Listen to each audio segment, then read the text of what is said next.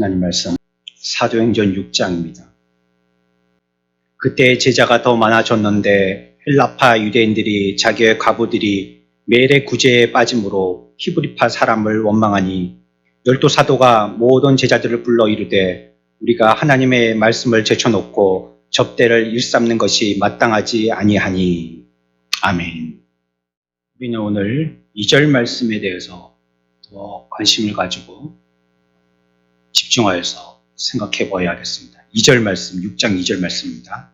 우리 다 같이 함께 읽겠습니다. 시작. 열두 사도가 모든 제자를 불러 이르되 우리가 하나님의 말씀을 제쳐놓고 접대를 일삼는 것이 마땅하지 아니하니. 아멘. 여기 지금 우리 개역 한글판에는 접대라고 이렇게 표시하고 있고요. 예전에 개역 한글판에는 좀 다른 단어를 썼었습니다. 그때는 좀 어려운 단어를 썼는데 공궤라고 썼었어요. 공궤는 위에 있는 사람에게 음식을 대접한다는 뜻도 있고요. 섬기고 봉사한다는 뜻도 있습니다. 먹는 것뿐만이 아니라 다른 여러 가지 생활의 편리를 위해서 도와준다, 이런 의미도 있겠는데, 이걸 우리가 봉사라는 이런 교회에서 쓰는 단어로는 바꿔볼 수도 있겠습니다. 5장에 보면 여러 교회 어려움들이 있었지 않습니까? 그럼에도 이 교회가 강력하게 이렇게 성장할 수 있었던 것을 보면 매우 흥미롭고 또 하나님께 영광이 되어질 만한 그런 일입니다.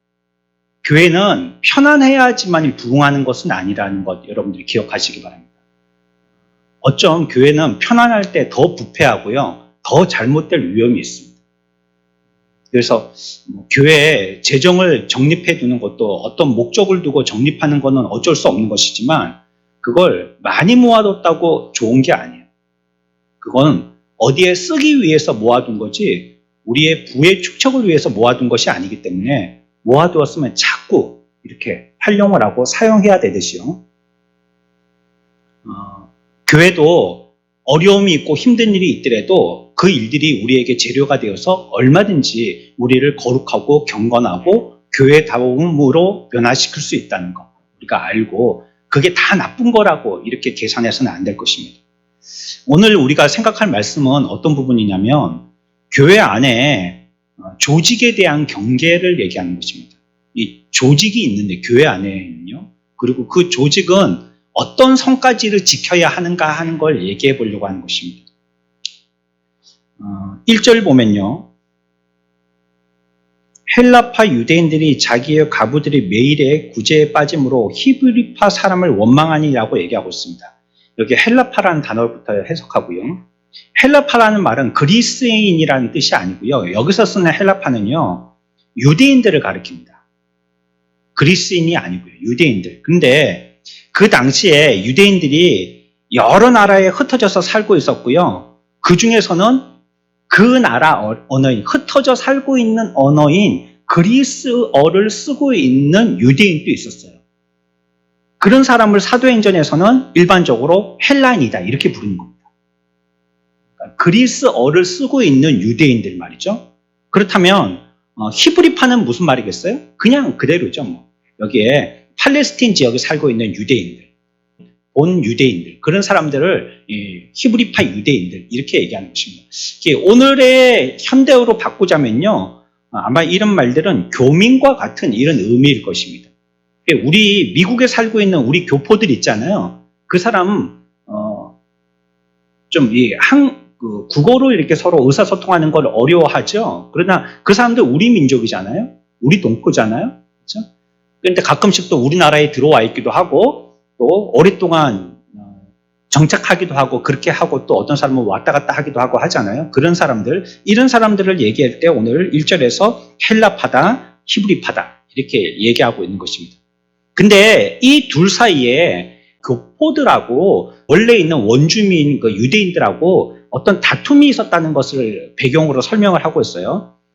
그때는 보면 음식 같은 걸 지금이야 교회에서 전반적으로 우리가 같이 헌금을 모아서 그 헌금 가지고 이렇게 같이 식사를 나누잖아요. 그리고 또 이 식사는 우리가 배가 고프기 때문에 먹기보다는 다음 예배를 위해서 우리가 사실을 먹는 거죠. 사실 여러분들도 집에 가면 아마 교회에서 있는 음식보다도 훨씬 맛있는 음식들 또 다채로운 음식들이 많을 겁니다. 근데 이 시대는 그때는 우리와의 지금 현재는 조금 달라서요.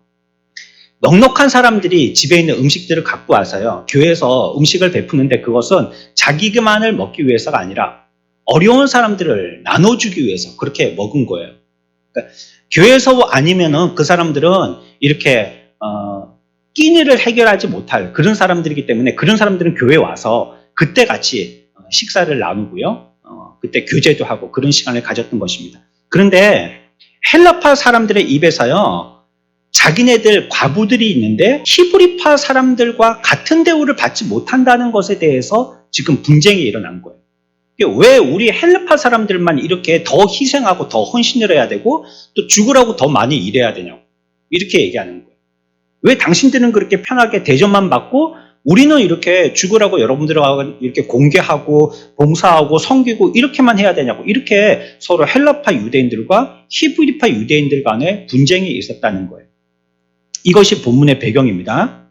그리고 이제 우리가 관심을 가져야 될 거는 그래서 싸움을 누가 이겼느냐 이거 아니고 싸움은 재밌긴 재밌는데요. 싸우는 거 보면요. 제일 재밌는 것 중에 한 개가 싸움이라고 그러잖아요. 그러니까 불난 불구경하고 그건 재밌는 건데 하여튼 그게 이제 이 배경 그래서 누가 이겼냐 이걸 보려는 게 아니고요. 여기에 대해서 사도들이 어떻게 얘기했느냐 이게 우리가 관심을 가져야 할 주제입니다.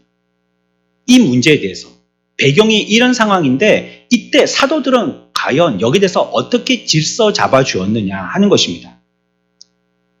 조금 의외지만요. 사도들은 이렇게 질서를 잡아줍니다. 6장 3절 같이 읽습니다. 시작. 형제들아 너희 가운데서 성령과 지혜가 충만하여 칭찬받는 사람 7을 택하라. 어떻게 하냐면요. 7사람을 택하라고 얘기하고 있습니다.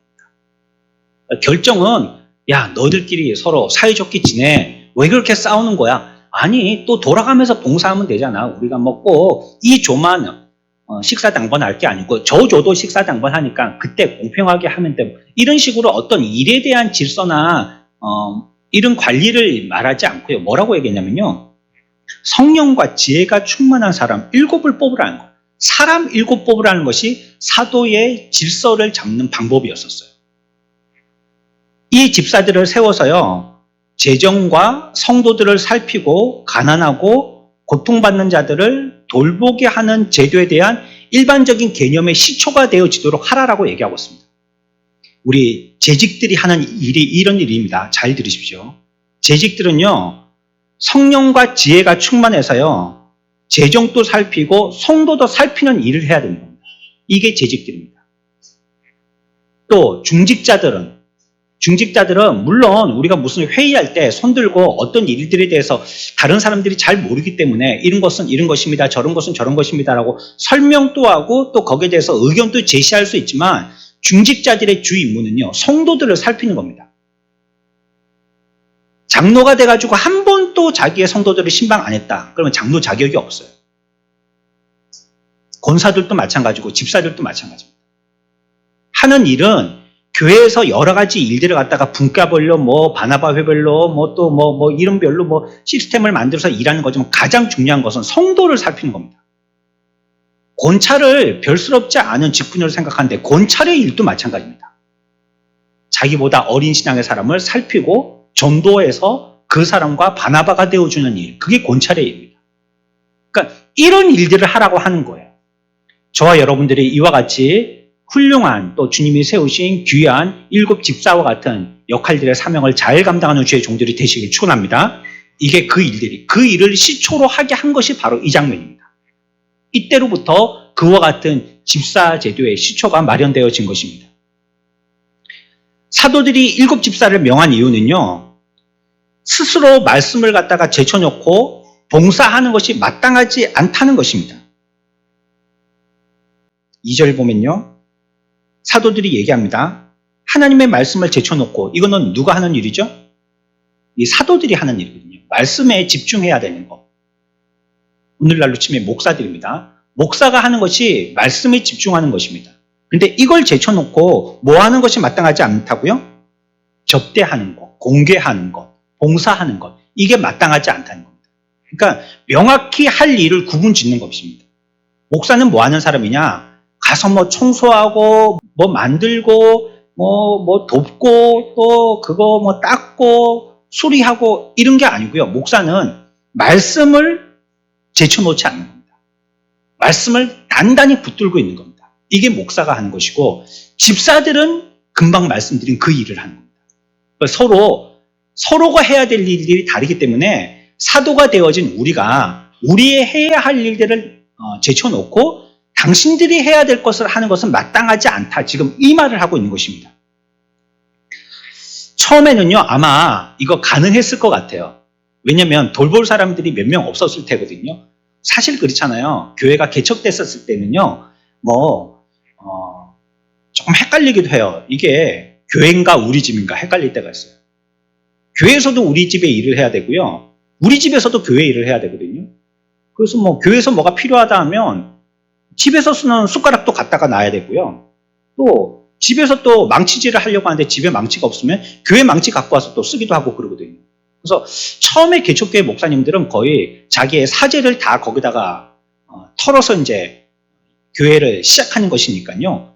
모든 자기의 시간이든지 열정이든지 또 자기가 배웠던 배움이든지 또 자기의 재물이든지 여기다 다 쏟아붓는 것이거든요. 여기에다가 전적으로 투자해 놓는 것입니다. 그러니까 그렇게 이제 목회를 하다 보니까 몇몇이 왔었을 때요. 그 사람들을 갖다가 이 일도 하고 저 일도 하는 여러 면들의 일들에 대해서 이제 어느 정도 자연스러운 사람이 되어서 그 사람들 돌보는 일까지도 할 수 있는 사람이 되는 거예요. 그래서 제가 부교육자 때는요. 이사하러 많이 다녔습니다. 이사하러. 요즘은 이사가 포장 이사를 다 하시지만 예전에는요. 사람이 다 질고 날랐잖아요.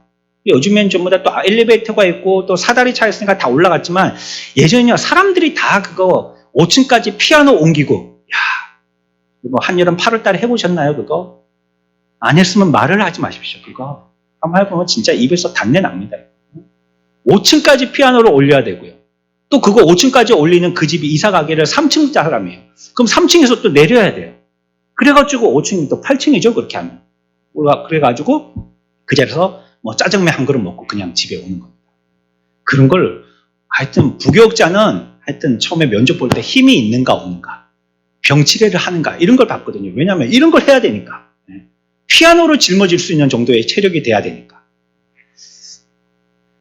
예전에는 그랬지만요. 그러니까 지금 이들이 이런 상황들을 봤었을 때에 이런 일들을 처음에는 그렇겠지만 이제 그런 사람들이 자꾸 늘다 보면 이게 다 안 되는 거예요. 지금 시대가 많이 지나서 그렇게 부교육자를 뽑지도 않고요. 오히려 부교육자들이 담임 목사를 면접을 본다고 그래요. 사택을 주는가, 생활비를 얼마나 주시는가, 휴가는 며칠 주는가, 이런 거 있죠. 목사한테 물어봐서 담임 목사가 마음에 안 들면 부교육자는 떠나는 거예요. 요즘 이런 시대가 됐지만 그렇게 이제 크기나 그 일의 정도가 자꾸 많아지니까 이 일들을 다 감당할 수 없게 되어진 것이에요. 그뿐만이 아니라 사도들이 이 일의 시간을 전적으로 투자해야 된다는 이런 의견도 있었죠. 목사의 일이 뭐냐? 성도들을 살피는 거 아니냐? 그러면 부지런히 신방 가고 부지런히 성도들 돕는 그런 일들을 해야 되지 않느냐? 이런 의견도 있었다는 것입니다. 그러나 사도들의 대답은 그것은 2절 끝에 나오는 것처럼 우리들의 일로서는 합당하지 않다라고 결론 지은 것입니다. 그 일은 우리들이 할 일이 아니야. 물론 우리가 시간이 여유가 있고 또 상황과 형편이 어쩔 수 없다면 그런 일까지도 해야 되겠지만 그렇지 않다면 이렇게 사람들이 많다면 그건 내가 할 일이 아니야. 이렇게 얘기하고 있는 것입니다. 그래서 이제 이 대답이요. 우리가 생각해 봐야 할 오늘의 주제인 것입니다. 이와 같은 배경 가운데 문제가 생겼을 때 사도들이 이렇게 대답한 것, 이거는 우리가 어떻게 이해할 점인가 하는 것입니다. 첫 번째는요. 우선순위를 바로 정하는 것이 중요하기 때문에 사도들은 이렇게 얘기한 것입니다. 뭘 바로 정하는 게 중요하다고요? 우선순위입니다. 우선순위. 그러면 성도들을 섬기는 것이 중요하지 않다는 말이냐? 그 말은 아닙니다. 지금 그 말을 하는 게 아니에요. 이것도 중요하고 이것도 중요해요. 그런데 어떤 것들을 더 먼저 해야 될 것인가를 얘기하고 있는 것입니다. 한국 사람들은 너무 극단적이어서 흑 아니면 백이다. 이 사람이 안 되면 저 사람이 되는 것이다. 저 사람이 안 되면 이 사람이 안 되는 것이다. 이렇게 너무 극단적으로 나가는데 이건 그걸 얘기하는 게 아니라는 것이에요. 교회가 해야 될 1차적인 임무가 무엇인지를 가르쳐 주는 겁니다. 교회는 뭐 하는 곳이 교회인지를 얘기하는 거예요. 교회는 무엇 때문에 존재합니까? 그러니까 이런 시각을 갖고 있는 사람들은요, 교회는 사람들을 돕는 곳이죠. 사람들을 섬기는 것이고 봉사하는 곳이죠. 형제를 사랑하라고 얘기했지 않습니까? 하나님이. 그러니까 교회는 형제 사랑하는 곳이다. 사랑하니까 형제 사랑을 먼저 떠올리고요. 그 형제 사랑을 먼저 하는 곳이다. 그게 교회입니다. 이렇게 대답하기도 해요. 오늘날 인기를 누리고 있는 기독교의 가르침은 뭐냐면요. 종교적이지 않는 기독교입니다. 기독교 색이 빠진 기독교. 그러니까 세상과 이질적이지 않는 기독교를 얘기합니다. 그래서 우리가 예배 드릴 때도 세상에 어떤 사람도 편안하게 와서 예배 드릴 수 있는 그런 환경을 만들어 보자는 거예요. 그 예배당 무대도, 이걸 무대라고 하죠. 예전에 강단이라고 했다가 무대를 만들 때 조명도, 그러니까 뭐 세상에서 어디 극장에서 볼 수 있는 그런 조명, 의자도 극장에서 볼 수 있는 그런 의자, 모든 환경도 극장 같은 데서 누구나 다 왔을 때 여기는 너무 종교적이야, 우리가 억압받는 것 같고 여기 가운데서는 너무 이렇게 막 눌림을 당하는 것 같아, 이런 느낌이 당하지 않도록 그냥 평범한 카페나 이런 비슷하게 만든다는 거예요. 그게 오늘날 추구하는 기독교예요. 그래서 이런 개념을 옹호하는 옹호자들은요, 주일에 시간을 정해서 모이는 거, 이거 오늘날 안 맞다고 얘기하는 거예요. 또 장소를 정해서 모이는 거, 이것도 안 맞다는 거예요. 또 우리가 예배의 전통을 따라서 예배 드리는 거, 그것도 안 맞다는 거예요. 아니, 전도를 하려면 그 사람들이 많이 찾아올 수 있도록 해야 되는데, 그 사람들이 많이 찾아올 수 있도록 하려고 하면 그 사람들에게 이질적이지 않은 분위기를 만들어야 되니까 예배 모임이든지 장소든지 분위기든지 부르는 노래든지 말씀을 전파하는 방식이든지 설교자가 설교할 때 그 의상이라든지 뭐 이런 모든 주변의 뭐 환경이라든지 이걸 그들에게 맞춰서 해야 된다는 거예요. 전통 같은 것은 과거의 유물이고요. 기독교의 본질을 오해해서 이렇게 됐기 때문에요. 그걸 꼭 주장할 필요가 없다라고 얘기한다는 것입니다. 그래서 복음주의라고 말하는 영혼에 관심을 갖는 기독교의 모습은 틀렸다라고 얘기합니다. 그걸 복음주의라고 얘기할 수 없다는 것입니다. 그러니까 우리는 정령되지 않는, 무엇인가 절대적이지 않는, 뭐든지 다 함께 섞여서 할 수 있는 이런 모임이 되도록 해야 되는 것이 참 교회의 본질이다라고 얘기합니다. 누구든지 오도록, 누구든지 이질적이지 않도록, 어떤 말씀을 해도 부딪히지 않도록, 뭐 죄다, 뭐 회개하라 이런 말 하면 안 되고 그냥 사랑해라, 섬겨라, 도덕적으로 살아라, 윤리적으로 살아라, 그리고 질서 있게 살아라, 반듯하게 살아라, 엄마 말 잘 들어라, 복 받아라, 이런 얘기를 하면 어떤 사람도 거기는 부딪히는 사람이 없거든요. 그거 다 좋은 말 하는 거니까. 이렇게 해야 되는 것이, 그것이 바른 것이지, 그게 기독교의 본질이라고 이렇게 얘기한다는 것입니다. 현대 기독교의 임무가요, 박애주의적인 사업에 참여하는 것이라고 얘기하는 사람들도 있습니다. 그래서 전도를 원한다면 되지도 않는 방법인 전도지 들고 덜렁덜렁 땀 흘리고 다니면서 초인종 누르고 다니지 말고 그럴 값에 조끼 입고 나가서 봉사활동하라는 거예요. 그게 교회의 임무니까. 훨씬 더 교회의 이미지가 좋아질 것이고, 그렇게 될 때 많은 사람들이 교회로 오게 될 것이라는 거예요. 많은 인재들을 등용해서 주일날 뭐 교회 안 나오게 하더라도 그 인재들이 공부 열심히 하고 시험 잘 쳐서 좋은 대학 들어가서 우수한 인재들이 되게 해서, 그래서 요직에 있게 한다면 그런 사람들로 통해서 많은 사람들이 교회로 오게 하지 않겠느냐, 이렇게 얘기하는 것입니다. 설교를 통해서가 아니라 선을 통하여서 회심자를 얻으러 하는 거죠. 교회의 임무라는 것은 전쟁이라든지 불이라든지 범죄를 종식시키는 것이라고 생각하는 것이에요. 그래서 기독교의 삶은 오늘날은 실용적인 기독교의 삶을 살아야 된다라고 얘기하는 것입니다. 이게 오늘날 신학교에서 가르치는 겁니다. 신학교에서. 상황화 이렇게 얘기하면서, 접촉점 이렇게 얘기하면서 신학교에서 가르치는 겁니다. 우리는 사도행전 6장에 와서 너무 감사해야 합니다.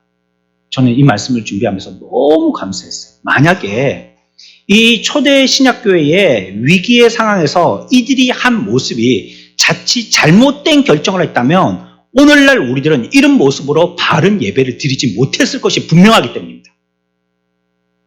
이 사건 하나가 우리가 예배를 어떻게 드리는 것이고 교회의 본질이 무엇인가를 다시 한번 정리하게 하는 아주 중요한 사건이에요.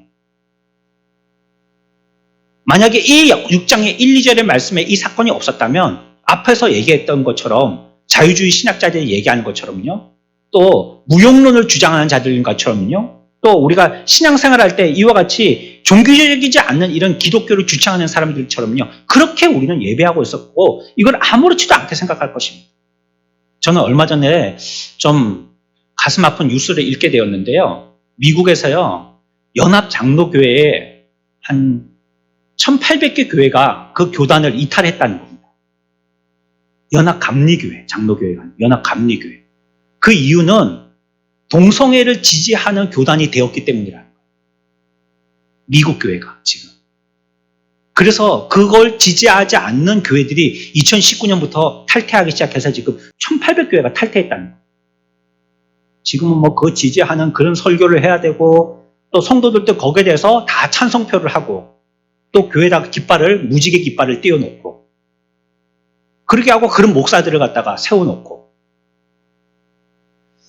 우리가요, 누누이 이 사도행전을 갖다가 묵상할 때마다 말씀드리지만 우리가 사도행전을 보는 이유는요, 교회의 본질은요, 여러분들의 묵상에 달려있는 게 아니고요, 사람들의 의지나 타협과 우리가 협의해서 결정하는 것이 아니고요, 철저하게 성경이 돼야 되기 때문에 사도행전을 보는 겁니다. 왜 우리가 지금 몇 년을 거쳐서 사도행전을 갖다가 6장까지 자꾸 주구장창 파고 있냐면 이것이 교회의 본질이기 때문입니다. 우리가 바라보는 것이 잘못되어진다면 나갈 때도 우리가 갈지자로 걷게 되겠죠. 근데 똑바로 바라보게 되면요, 우리의 걸음도 똑바로 그 발자국이 찍히게 되는 거예요. 사도행전이 우리들에게 그걸 보여줍니다. 근데 만약에 6장이 없었더라면 우리들은 아마 우왕좌왕했을 겁니다. 막 그게 맞다는 사람도 있고 저게 맞다는 사람도 있고 그럼 보나 어떻게 하겠어요? 손들어 보라고 하겠죠. 어떻게를 원하는지. 그러면 대다수의 사람들의 의견에 따라서 교회가 움직여지는 겁니다. 교회는요, 다 찬성하고 한 명 반대하더라도 한 명 반대하는 게 진리면 그 의견을 따라야 됩니다. 이 교회는 다수결의 원칙에 따르는 게 아니고요, 진리를 따르는 것입니다. 이 일은 예수님께서도 싸우셨던 일입니다. 요한복음 6장 15절 말씀입니다. 함께 봅시다. 그러므로 예수께서 그들이 와서 자기를 억지로 붙들어 임금으로 삼으려는 줄 아시고 다시 혼자 산으로 떠나가시니라. 아멘. 기적을 목격한 사람들이요, 예수님을 뭐로 삼으려고 했어요? 임금 삼으려고, 왕으로 삼으려고 했단 말이에요. 그래서 뭐 하려고 했냐면 자기의 적대 국가인 로마나 적군들, 이들과 싸워주기를 바랬단 말이에요. 그래서 사람들은 그를 붙들어서 왕이 되게 하는데 예수님에게는 그런 의지가 없었다는 걸 성경은 얘기하고 있죠. 어떻게 왕이 되게 하려고 했다고요? 어떻게 왕이 되게 하려고 했어요? 억지로. 그러니까 예수님에게는 그런 의지가 없어요. 근데 사람들이 그렇게 되려고, 그렇게 되게 하려고 했다. 억지로요. 그래서 예수님은 그거는 내가 할 바가 아니다. 나는 그런 일을 하는 사람이 아니다라고 얘기하시면서 여기에 대한 예수님의 태도는 무엇이었습니까? 임금 삼으려고 하셨을 때 예수님은 어떻게 하셨어요? 혼자 산으로 가셨어요. 그건 내가 관여할 일이 아니까 말이죠. 거기서 뭐 왈가왈부하고 다수결의 원칙을 얘기하고 설명하고 뭐 그럴 게 없어요. 그건 내가 할 일이 아니라라고 그냥 떠나버리신 것입니다. 또 하루는 제자들에게 가르치고 계셨을 때요, 한 사람이 끼어들어서 말을 가로챘어요. 어떤 일 때문에 그러냐면 자기에게는 매우 다급한 일이었죠. 형제간에 유산 싸움이 벌어진 거예요. 부모님이 유산을 남겨놨는데 부모님들 유산 남기지 마십시오. 다 쓰십시오. 왜 자녀들을 위해서 그런 거 남기세요? 그냥 자기를 위해서 쓰세요. 우리 부모님들 지금까지 사시면서 자기들을 위해서 못 사셨으니까 지금 조금이라도 모아둔 게 있으면 좋은 옷 입고 맛있는 거 드시고 좋은 데 여행 가시고 자기를 위해서 쓰십시오. 그리고 아무것도 남기지 마십시오. 남겨놓으면 자녀들 싸움합니다. 싸워. 남기지 마세요. 그렇다고 막 흥청망청 쓰시라는 게 아니고요. 유산 싸움이 벌어진 거예요. 그래서 누가 더 많이 가지고 누가 덜 가지고 이렇게 얘기한 거예요. 그래서 이제 예수님께 와서 예수님을 선생이라고 사람들이 얘기하니까 이 선생님께 지혜로운 판결을 요청한 거예요. 그러니까 예수님이 뭐라고 말씀하셨느냐? 누가복음 12장 14절에 이렇게 얘기하셨습니다. 읽어봅시다. 이르시되 이 사람아 누가 나를 너희의 재판장이나 물건 나누는 자로 세웠느냐 하시고 아멘. 난 그런 거 하는 사람 아니라는 거예요. 난 재판장도 아니고 물건 나누는 사람에 대해서 공평한 저울추가 되는 그런 사람이 아니라는 겁니다. 난 그런 거 하는 사람이 아니야. 왜 나한테 와서 그런 걸 물어봐? 웬간한 똑똑한 목사 같으면 성도들이 와서 그런 걸 얘기하면 지혜롭게 얘기해 준다라고 머리를 짜내겠죠. 그러면 이렇게 해보는 게 어때? 뭐 내가 좀 아는 유명한 변호사가 있는데 좀 소개시켜 줄까? 뭐 이렇게 해본 선례가 있었었는데 이렇게 했더라고. 이게 똑똑한 게 아니에요. 그 일을 듣고 그 일에 개입하면 자기도 거기에 가담하는 사람이 되는 겁니다. 그러면 그 책임을 자기가 져야 되는데요. 아니 목회하기도 몇몇 안 되는 성도도 한 명 한 명 그 사람들 케어하고 기도하고 위해주고 말씀 준비하고 하는데 신방하고 시간이 빠듯한데 그런 일까지도 다 하면 그 언제 뭐 주의 일을 하고 언제 뭐 말씀에 묵상하고 책을 한 자라도 읽어보겠어요. 어떨 때는 보면 책 한 권을 다 못 읽을 때가 많거든요. 뭐 그건 다반사지만 내가 봐야 할 어느 정도 양을 딱 정해놓은 게 있으면 그것도 못 볼 때가 있단 말이에요. 아니 한 쪼가리 이 종이 큐티 못할 때도 있으니까 이게 말 다 했죠. 예? 이 쪼가리 이거 뭐 아이고 읽어봤자 이거 5분이면 끝나는 큐티 그걸 갖다가 정신이 없어서 못할 때가 있단 말이에요. 그런데 그런 것까지 참여해가지고 관여해가지고 어떻게 내 목회를 하겠어요? 이 예수님도요 나는 그런 일로 온 게 아니라는 거예요. 오신 목적에 대한 질문을 끊임없이 질문받은 것입니다. 사람들에게.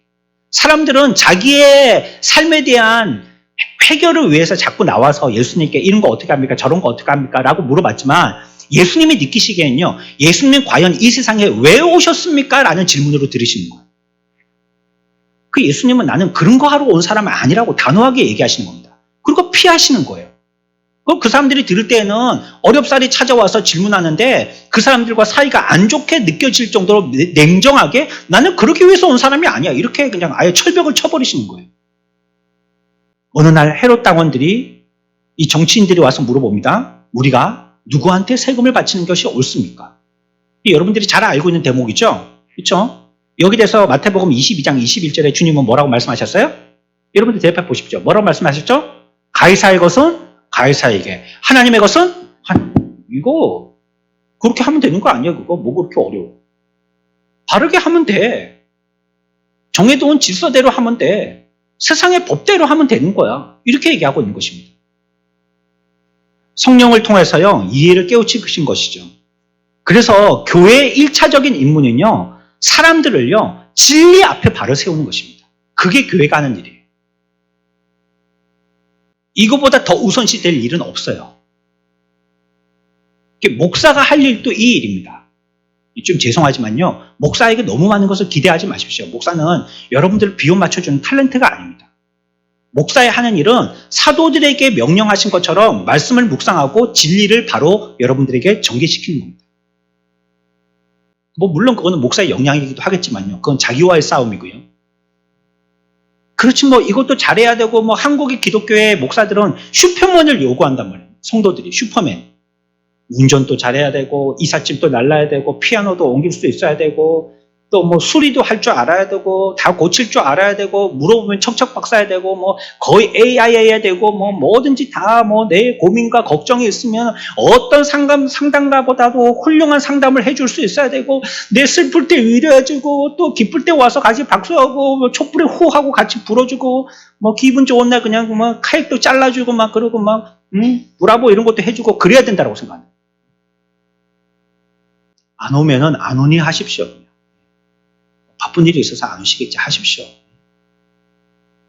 그래 그것이 교회의 목사가 할 일이에요. 사도들이 할 일이야 돼. 진리 앞에 바로 세우는 겁니다.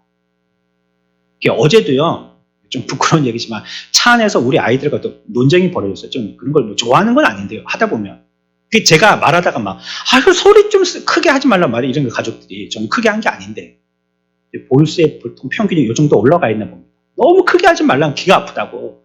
제가 끝에 뭐라 했냐면 목사는 사명으로 일하는 사람이야. 지금 말하는 것도 내가 지금 사명으로 하는 거야 지금. 나는 말할 때 죽기 살기로 하는 거라고. 그래서 목소리가 올라가는 거라고. 뭐 말도 안 되는 소리긴 하지만요. 속에 있는 마음이긴 합니다, 조금. 그래서 그런 일들에 관해서는 뭐 가족 간에 뭐 이게 뭐 됐느냐 어때 뭘 먹으러 가느냐고 얘기하다 그런 거거든요. 뭘 먹으러 갈 거냐 뭐 이거 얘기하다 그렇게 된 거거든요. 그런 건 좀 우스운 얘기지만 말이죠. 목사는 사명 가지고 사는 사람입니다. 그런 건 사명이 아니에요. 그냥 뭐 그거는 아무거나 국수 먹어도 되고 밥을 먹어도 되는데 목사는 사명으로 일하는 사람이기 때문에요. 그 일에 대해서는 그냥 눈이 세모꼴이 되는 거예요. 진리를 그렇게 얘기했단 말이야? 말씀을 그렇게 해석했단 말이야. 여기서 대해서는 양보 못하는 거예요. 아무리 친한 동료라 할지라도. 그 사람은 나에게 그렇다면 나는 그 사람하고 같이 한 배를 탈 수 없는 것이고 아무리 적대적인 감정이 있는 사람이라 할지라도 그 진리의 말씀을 옳게 얘기하면 나는 거기에 대해서 같이 참여해서 박수를 해줄 수밖에 없는 거예요. 디모데전서 3장 15절에 그래서 교회를 뭐라고 했습니까? 여러분들도 알고 계세요. 교회를 뭐라고 했는지. 교회를 뭐라고 불렀어요? 진리에 그렇게 얘기한 겁니다. 뭐를 가지고 기둥과 털을 만들어야 되냐면 뭐 가지고요? 요즘 어디에서 무슨 철근을 썼다 안 썼다 그래서 순살 아파트 이런 희한한 말도 막 돌고 그러잖아요. 다 빼먹었다는 거죠. 다 빼먹고 이제 살만 있다는 것이죠. 예. 그걸 순살 아파트 이렇게 얘기하는데 진리는 순살 아파트가 되면 안 되죠. 단단한 기둥과 터 위에 세워져야 되는데 그게 뭐예요? 교회는 뭐가 기둥과 터가 된다고요? 진리가 그렇답니다. 진리. 교회를 순살교회 만들지 마십시오. 진리가 세워져야 됩니다. 이 문제는 무슨 문제냐면 교회가 사람들만 가득 차 있고 하나님은 없기 때문에 이런 소리가 나오는 겁니다.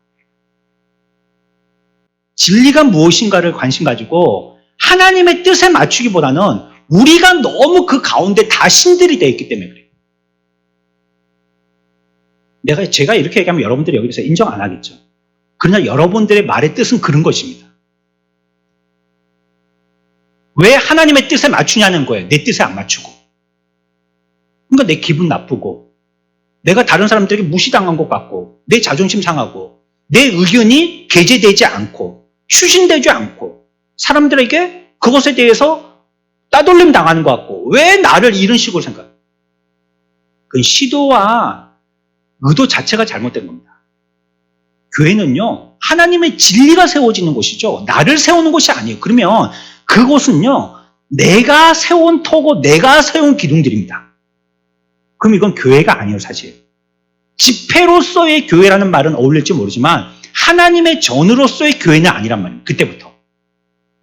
여기에 60명이 앉아있지만 600명이 6,000명이 앉아있더라도 그럼 교회가 아니라는 겁니다. 그럼 저는 저 사명을 감당하지 못했기 때문에 사표 쓰고 나가야 됩니다. 저는. 만약에 선한 목자 교회가 그런 교회라면 저는 사표 쓰고 나갑니다. 그리고 여러분들도 그걸 좋아하면 안 됩니다. 목사가 그런 말을 했다. 목사님이 이렇게 하자 했다고. 그건 진리는 그렇지만 좋은 게 좋은 거니까 교회에서 쓰는 좋은 게 좋다는 말 관용적인 표현 뭐가 있죠? 어떻게 하자는 거예요? 은혜롭게 합시다. 은혜로 합시다. 이게 진리는 내팽개치고 사람들 비유 맞추자는 소리입니다. 목사가 이런 말을 했어요. 근데 여러분들 그렇죠. 목사님이 하신 말씀이니까. 그러면 안 돼요. 성경에서는 이렇게 했는데 목사님은 그렇게 하시죠? 그렇게 얘기하는 사람이 한 사람은 나와야 돼요. 최소한. 아니면 그 자리에서 그런 것이 묻기가 그렇다면 개인적으로 찾아와서 얘기하죠. 목사님 그때 그 말씀은 왜 그렇게 말씀하신 거죠? 성경은 제가 보니까 이렇게 말씀하시던데요. 왜 동성애가 바른 거죠? 창세기에서는 분명히 그렇게 얘기하셨고 한 남자와 한 여자가 결혼하는 것이라고 얘기했는데 왜 여자들끼리 결혼하고 남자들끼리 결혼하고 또 파트너를 바꾸면서 결혼하는 게 왜 이게 옳은 거죠? 이거 누군가 얘기해야 될 거 아니에요. 그래야지 그게 교회라는 말이에요. 교회는 여하튼 뭘 기둥과 터로 삼아야 돼요? 진리. 이거는 목사가 말하지 않더라도 여러분들의 입에서 나와야 되는 고백들이에요. 교회의 임무는 이거라는 거예요. 이 우선순위가 바뀌게 되어지면 이것은 교회가 아니게 된다는 겁니다. 그냥 우리의 회집 장소. 그렇죠? 이거는 그냥 사람들이 모여있는 공간이죠. 그렇다고 교회가요, 세상에 대한 박애 정신의 실천과 상관없다는 걸 얘기하는 것이 아닙니다. 오히려 그 반대입니다. 지금은요, 우선순위에 대해서 얘기하고 있습니다. 교회의 1차적인 임무가 잘못을 개선하거나 선을 행하거나 봉사하는 것이라는 현대인들의 주장에 대해서 지금 다시 한번 생각해 보는 것입니다. 박의 사업은요, 앞자리에 끼어들 수 없어요. 이거 부차적인 것입니다. 한다면 두세 번째에 가야 되는 일입니다. 주님의 사역은 주로 뭐에 가 있느냐? 가르침입니다. 진리를 가르치시는 것. 이게 주님의 사역이에요. 기적과 치유 두 번째입니다. 왜 오늘날 한국교회가 이 모양 이 꼴이 되었습니까? 말씀은 신경 쓰지 않고요. 드러나고 있는 기적, 치유, 온데 부흥회라고 해놓으면 전부 다 현수막에 걸어놓은 게 기적과 치유예요. 말씀은요, 그러면 우리가 80년대에 부흥회만 할 때도 배웠지 않습니까? 엉덩이에 쿡쿡 찌르는 돌바닥에 그냥 갑바 같은 거 한 개 깔아놓고 앉아갖고 두세 시간 들으면서 기적과 치유를 못 그렇게 했습니까? 우리가? 한국교회가? 내내 땀 흘리고 손수건으로 부채질도 못했죠. 어디 건방지게 목사님 앞에서 부채질해. 이렇게 배워가지고요. 부채질도 못하고 땀 뻘뻘 나면 이 손수건을 땀 닦으면서 2시간 동안 뭐 했느냐? 기적과 치유를 바라본 게 아니고 말씀 들었습니다. 그런 것이 오늘날 선배 목사님들의 신앙입니다. 근데 이게 언제부터 바뀌었는지 말씀은 싹 사라지고요. 그 다음부터 기적과 치유에 무조건. 그러면 그 교회는 뭐 매 터지는 거예요. 근데 말씀 이러면 고리따분해갖고 안 갑니다. 안 가요. 그러면 예수님이 기적과 치유를 보이지 않으셨느냐? 아니, 보이셨죠. 많이 보이셨죠. 근데 그건 뭐 때문이냐? 하나님, 예수님이 어떤 분이시라는 자신의 위격을 드러내기 위해서 기적과 치유를 보이신 겁니다. 그래서 그걸 뭐 기적이라고 안 그러고 뭐라고 그랬어요? 무슨 적? 저번에 우리 배웠는데 무엇인가를 드러내기 위해서 나타나는 기적, 이걸 뭐라고 그랬어요? 표적이라고 한댔죠. 표적. 이거는 기적 자체에 목적이 있는 것이 아니라 목적을 통해서 의미하고 있는 것을 드러내기 위해서 보여주는 거예요. 예화와 같은 거예요. 예화. 예화에 대한 내용에 중점을 둘 것이 아니라 예화가 우리에게 무슨 교훈을 주는가, 이게 중요한 거잖아요. 근데 오늘날 사람들은 기적과 치유 여기에만 너무 집중하는, 보이는 것만. 그게 왜 그렇게 드러나는지에 대해서는 생각해보지 않는 것입니다. 주님은 선생님으로서 아무도 이 세상에 알려줄 사람이 없기 때문에 그분이 이 땅에 그 진리를 알려주기 위해서 오신 거예요. 그게 뭐냐면 예수님은 하나님이시라는 걸 가르쳐주기 위해서. 하나님의 아들은 예수님이시라는 걸 가르쳐주기 위해서. 이건 아무도 얘기를 안 했단 말이에요. 선지자들도 그런 사람이 나타날 거라고 어렴풋하게 그냥 안개 속을 걷는 것처럼 얘기했지 내가 메시아라고 얘기한 사람 아무도 없거든요.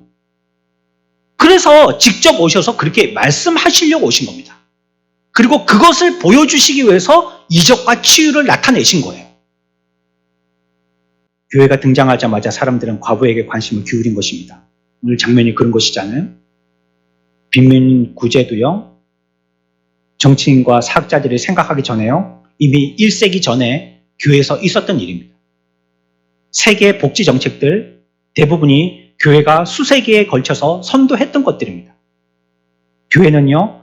과부, 가난한 자, 고아, 고통받는 자, 상처받은 자들에 대해서 애정을 베풀었습니다. 복음을 전하면서요. 동시에 어려운 사람들도 돌봤어요. 그래서 우리나라가 다시 재건된 거 아닙니까? 한국교회가 전쟁이 있고 일제에 이와 같이 강제 점령 당해서도 지금 이렇게 선진국 대역에 올라설 수 있었던 것은 그와 같은 일들이, 그와 같은 구제 사업이 있었기 때문이 아니에요. 교회가 사회 봉사를 해야 된다는 생각은 맞지만요. 그 때문에 하나님의 말씀이 2순위가 되어서는 절대 안 됩니다.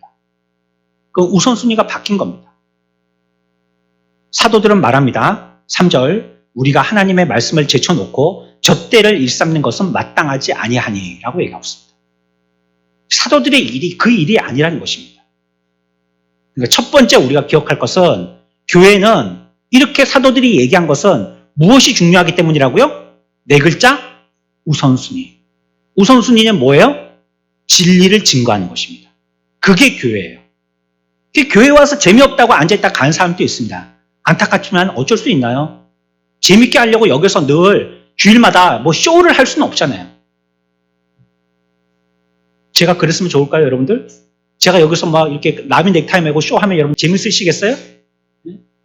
한 3명 정도는 재밌어야겠죠. 3명 정도. 그렇죠? 나머지는 아유 못 보겠다고 다 일어서서 가실 거예요, 아마. 관심을 가지시는 분이 몇 분 계시는 것 같은데 3명 더 되는 거 아시는데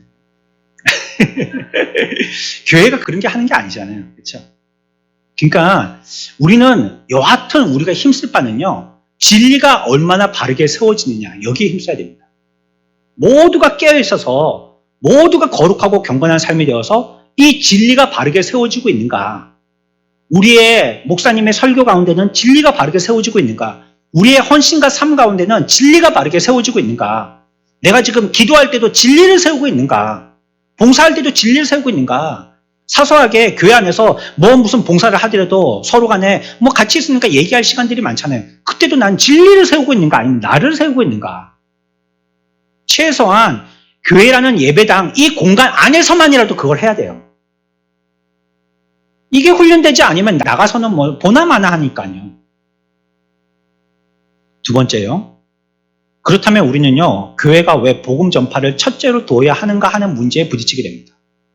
왜 이것이 우리들에게 첫 번째 우선순위가 되어야 하느냐는 말이죠. 교회 할 일은요. 디모데후서 4장 2절에서 분명하게 우리들에게 단정하고 있습니다. 디모데후서 4장 2절입니다. 함께 읽읍시다. 너는 말씀을 전파하라. 때를 얻든지 못 얻든지 항상 힘쓰라. 아멘. 교회는 뭐 하는 곳이에요? 말씀, 진리를 전파하는 곳이에요. 말씀을 전파하는 곳. 왜 교회들마다 전도 특공대라는 것이 있죠? 왜 전도하는 사람이 따로 있냔 말이에요. 그럼 나머지 사람들은 뭐 하는 사람들이에요? 예? 성경은 교회가 왜 있냐고 우리들에게 얘기하고 있죠. 왜 있는 거라고요? 말씀을 전파하기 위해서 교회가 있다라고 얘기하잖아요. 그 교회는 여러분들 사람을 얘기하는 겁니다. 이건 예배당이고 이건 건물. 여기 우리가 예배드리는 이곳은 건물을 얘기하는 것이고 이건 교회가 아니에요. 이건 예배당이에요. 교회는 여러분들이 있는 거예요. 여러분들이 교회면 여러분들이 왜 있냔 말이에요. 대답해 보세요. 여기 있네요. 말씀을 전파하기 위해서 있는 거. 근데 왜 교회마다 전도 특공대가 있냔 말이에요. 무슨 특공대예요? 특공대 그 특별히 공부도 못하면서 그게 특공대 아닙니까? 네? 왜 우리는 특공대가 있냔 말이에요. 네? 여러분들이 다 전도하는 사람이어야 되잖아요. 여기 성경이 얘기하는 것처럼 때를 얻든지 못 얻든지 항상 이 일에 힘쓰는 사람들이 교회가 돼야 된단 말이에요. 전도 특공대가 잘못됐다는 건 아니 또 오해하지 마세요. 우리는 왜 그 전도 특공대가 못됐냐 이 말을 하는 거예요. 왜 전하는 사람 따로 있고 전도는요 은사가 아닙니다. 전도는 누가 하느냐? 사명을 깨달은 사람들이 하는 겁니다. 사명을 깨닫지 못한 사람들은 전도 안 합니다.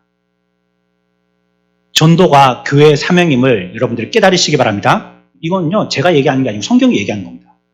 아멘을 안 하더라도 진리는 살아있는 겁니다. 그리고 말씀을 전파하는 것에 더 나아가서요. 세상에 가장 큰 필요가 이 복음을 듣는 것이기 때문에 우리들은 복음을 전파해야 됩니다. 주께서 그들을 부르시고 보내신 목적은요. 말씀을 전하라는 것입니다. 사도행전 1장 8절입니다. 계속 얘기합니다. 성경은. 함께 읽습니다. 오직 성령이 너희에게 임하시면 너희가 권능을 받고 예루살렘과 온 유대와 사마리아와 땅끝까지 이르러 내 증인이 되리라 하시니라. 아멘. 예수님이 사도들을 정하신 목적이 이 목적이란 말이에요. 왜 정하느냐? 사람들을 공개하고 섬기고 봉사하라고 사도들을 세운 게 아니란 말이에요. 사도들을 세운 목적은 뭐 시키라고? 뭐 하라고?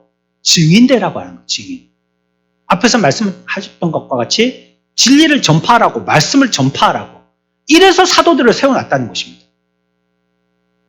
저와 여러분들은 이 시대의 왕 같은 제사장들이라고 얘기하잖아요. 거룩한 나라의 백성이고 우리는 사명자들이잖아요. 우리들에게도 해당되는 거거든요. 그럼 여러분들이 해야 될 일은 뭐냐? 물론 여러분들이 맡은 소임을 감당해야 되겠죠. 그렇다고 뭐 전부 다 여러분들이 사표 쓰고 교회에 와가지고 맨날 뭐 어깨띠나 메고 다니면서 전도지 돌리는 그 일을 해야 되는 건 아닙니다. 여러분들도 여러분들이 하는 그 일이 선교의 현장에 있는 겁니다. 목사는 선교의 현장이 교회고 여러분들이 여러분들의 직장입니다. 근데 거기서 돈벌이 하라고 보낸 게 아니라는 뜻입니다. 뭐 하러 보냈다고요? 말씀 전파하라고. 그렇게 보냈다는 겁니다. 그래 간호사들은 거기 가서 치료하면서 말씀 전파하고 회사원들은 거기 가서 말씀 전파하면서 잘 됐네. 나는 아무것도 없고 주부인데 주부는 싱크대 앞에서 애들 가르치면서, 남편 돌보면서, 그러면서 복음을 전파하라고. 그 친지들 많잖아요. 안 믿는 사람들. 이웃들 있잖아요. 그 사람들을 말씀을 전파하라고 우리는 그곳에 보냈다는 것이에요.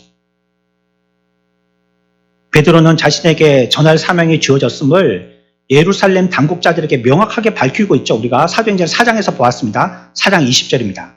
우리는 보고 들은 것을 말하지 아니할 수 없다는 겁니다. 그래서 사도행전에서 베드로가 하는 일은 뭐예요? 내가 보고 들은 거, 이 진리의 말씀을 전하는 것, 이거 말하는 거라는 걸 분명히 얘기하고 있습니다. 내가 죽어도 내 할 일은 이거라고 얘기하고 있는 거예요. 다시 공에 잡혀와서요, 설교할래 안 할래, 너 하면 죽인다. 이렇게 협박당할 때도요, 베드로는 똑같이 고백합니다. 5장 32절 말씀입니다. 함께 읽읍시다. 우리는 이 일의 증인이요 하나님이 자기에게 순종하는 사람들에게 주신 성령도 그러하니라 하더라. 아멘. 나는 이것 말고는 할 게 없다는 거예요. 아무리 나를 뭐 죽이든지 삶든지 볶든지 간에 내 일은 주의 진리의 말씀, 사실을 전하는 것밖에 없다는 거예요. 당신들의 할 일이 죽이는 거라면 나 죽이라는 거예요. 당신들 할 일이 나를 갖다가 어떻게 고문하는 거라면 고문하라는 거예요. 그러나 나는 내일 하겠다는 거예요. 당신들은 당신들을 하고. 사도들의 반응 한 가지만 보아도요, 교회의 1차적인 임무가 무엇인지 충분히 이해할 수 있습니다. 뭐예요? 진리를 세우는 것입니다. 복음을 전파하는 것입니다. 그게 교회의 할 일입니다. 그게 우선이 돼야 돼요.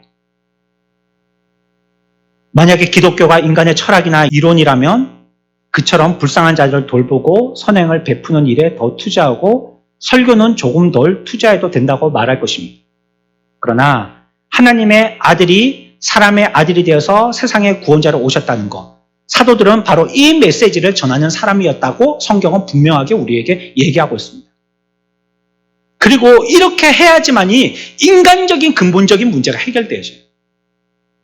우리가 수양에 가서도 이 일을 갖다가 조금 더 깊이 다루어 보겠지만, 사람의 문제는요, 그 피상적인 것을 해결한다고 문제되는 게 아니에요.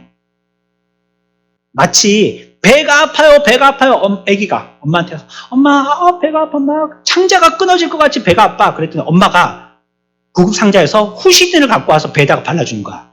살아 살살 돋아라 하면서 배에다가 후시딘을 발라주는 거예요. 그게 나을까요? 아니, 배가 아픈 사람한테 어떻게 후시딘을 발라줘요? 후시딘은 그냥 외부에 상처가 날 때 잘 아물라고 발라주는 거죠. 그러면 그 아이를 약을 주든지요, 병원에 데리고 가든지 그래야 될 거 아니에요. 인간의 문제는 뭔가 해결하기 위해서 온다는 것이 전부 다 피상적인 겁니다. 그래서 그 문제를 해결해 준다고 해주는 게 뭐냐면 전부 다 후시딘 발라주는 거고 빨간 약 발라주는 겁니다. 일로 와, 내가 해결해 줄게. 뻘건 약을 이만큼 발라줘도, 야, 이거 뻘겋지? 내가 해결해 줬다. 그러나 집에 가보면 한 3일 있다가 또 배가 아픈 겁니다. 그럼 또 와서 이제는 또 색깔만 바꿔서 푸른 약을 발라줘요. 자, 발라줬다. 가. 또 3일 있다가 배가 아픈 겁니다. 이게 인생입니다. 그래서 왜 교회가 진리의 말씀만을 전해야 되냐면 근본적인 문제를 해결해 줘야 되기 때문이에요. 그게 뭐예요? 진리의 말씀이고 복음이기 때문이에요.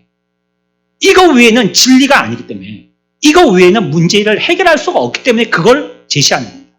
그래서 근본적인 필요를 진리가 가지고 있기 때문에, 이 문제에 대한 해결을 진리가 갖고 있기 때문에 이것만을 전해주는 것이 급선무라는 거예요.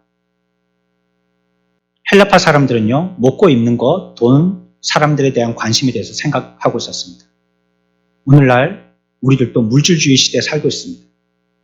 사람들의 마음은요, 먹고 마시고 입고 살고 타고 소유한 것에 쏠려 있습니다.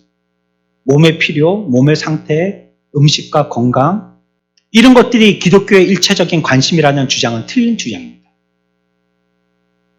오직 이 복음을 전할 때에만 인간이 겪는 이 공경의 근원을 알 수가 있는 것입니다. 그래서 인간에 나타나는 그냥 외향적인 것, 피상적인 현상, 이런 것들을 해결하기 전에요, 멈추어서 우리가 생각해야 될 것은요, 왜 우리에게 이런 문제가 발생했는지를 물어봐야 된다는 것이에요. 무조건 후시딘 발라준다고 그게 상수가 아니라는 거예요. 세상의 죽음이 어떤 이유 때문에 비롯된 것인지. 우리는 너무도 영악해요. 부인할 수 없어요. 우리는 너무도 영악하단 말이에요. 죽음에 대해서 뭐 들어둡니까? 생명보험 들어놓잖아요. 상조회, 장례식장, 장례 절차, 방법, 매장지 오래전부터 대비해 놓습니다.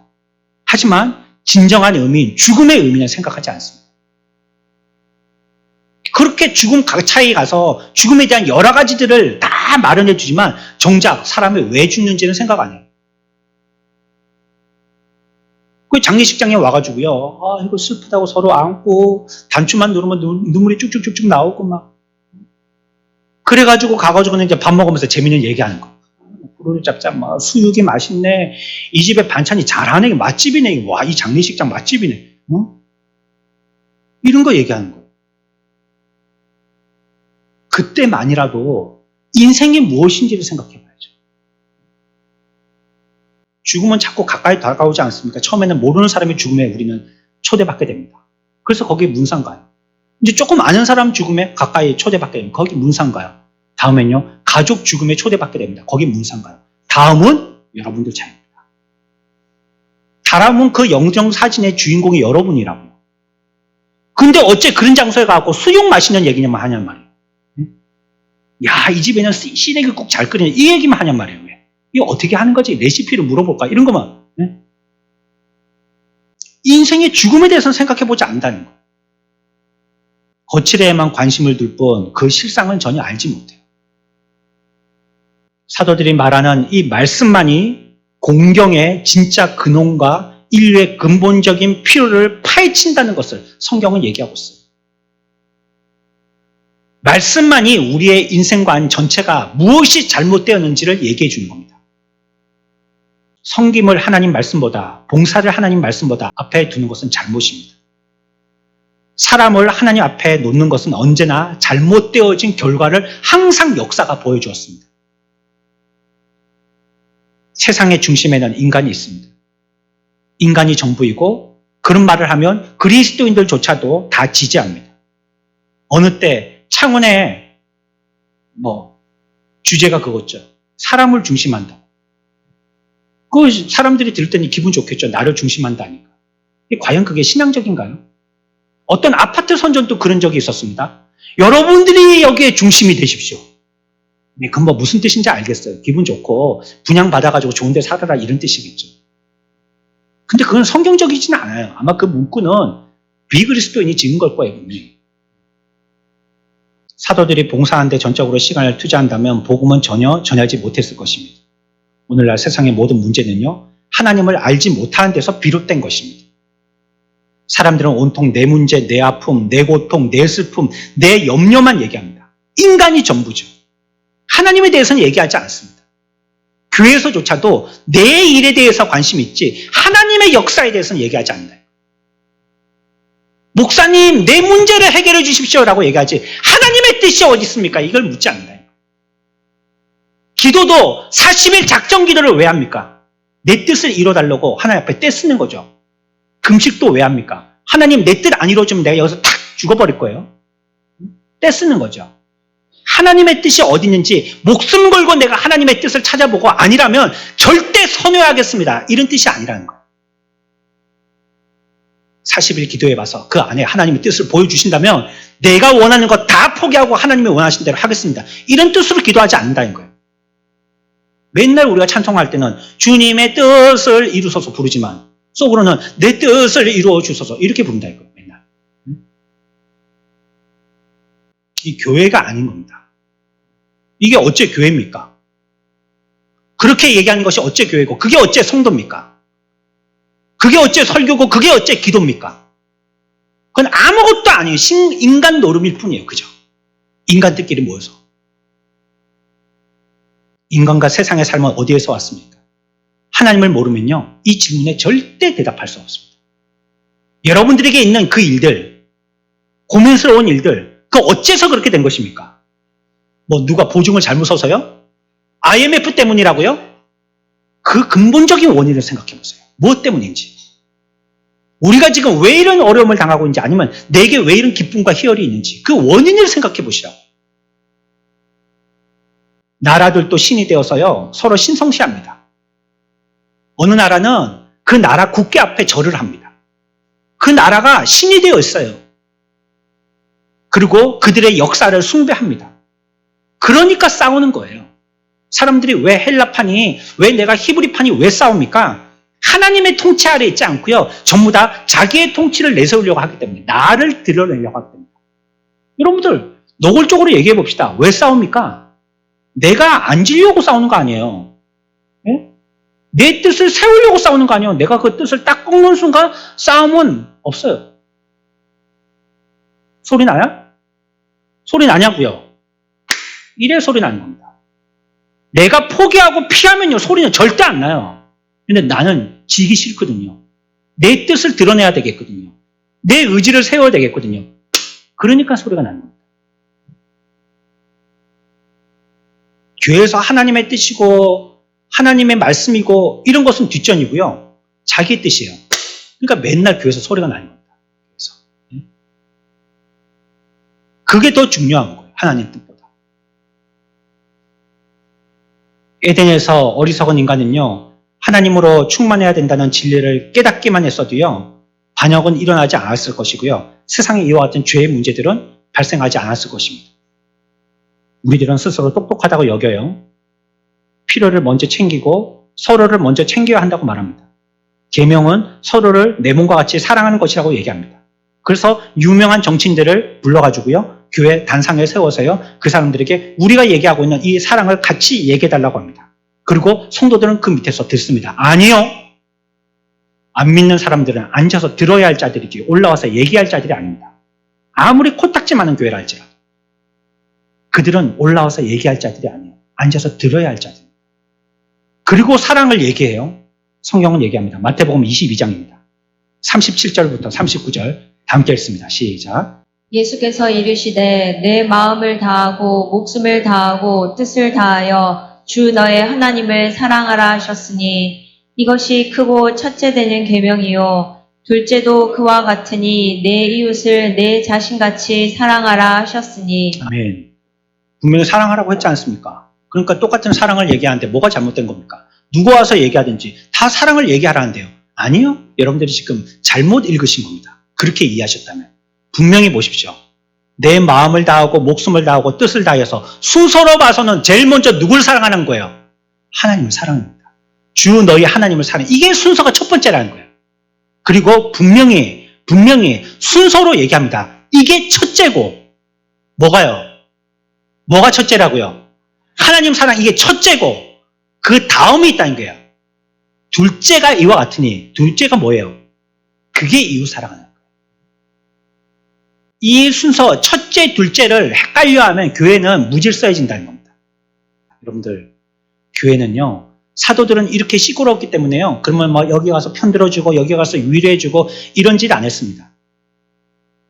교회는 뭐 하는 거냐? 진리를 세우는 곳이야. 나는 그것만 할 거야. 너희들도 그래야 돼. 그래야지만 참 진리, 복음이 바르게 세워지고 하나님의 뜻이 이루어지고 또 인생의 문제는 상담을 통해서 해결되는 것이 아니고 그 근원적인 성경이 얘기하는 그 원리를 알아야지만 해결될 수 있어. 그러니 이것 전하는 것이 급선무야 라고 사도들은 얘기하고 있는 겁니다. 이 시대 우리가 어디 가서 무슨 문제를 누구에게 묻고 있는 것입니까?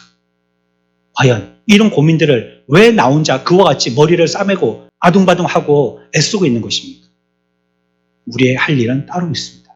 교회가 할 일은 따로 있습니다. 교회의 우선순위는 바로 이것입니다.